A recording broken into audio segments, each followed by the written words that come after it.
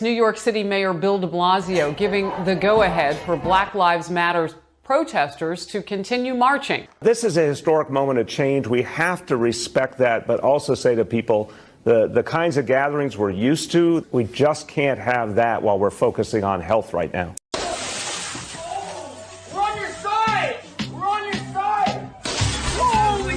Cities across the United States remain in a state of high tension tonight as the country braces itself for another wave of protests over the death of George Floyd. Direct contact with each other, and I feel sad for them, these demonstrators, because they could take something home to their children, which is would be irresponsible. And because of thousands, millions of people around the world who came out for justice. Should we limit the protesting?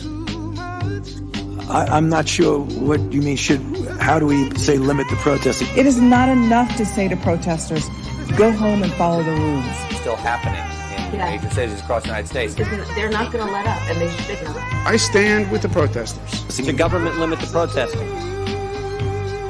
I don't think that's relevant to... Well, you just said if it increases the spread of the virus. On his COVID spreader tour, he's going around spreading COVID. He cares more about having big crowds than he does about keeping people safe. When I saw the mobilization, primarily led by young people over the last year, it gave me hope. You are involved in this protest. We will actively look to identify you and follow up with financial sanctions and criminal charges. Well, I'm not in a position to determine what the government can do in a forceful way. I recommended to the president that we shut the country down. Was arrested over a Facebook post wanting to organise a peaceful and socially distant protest.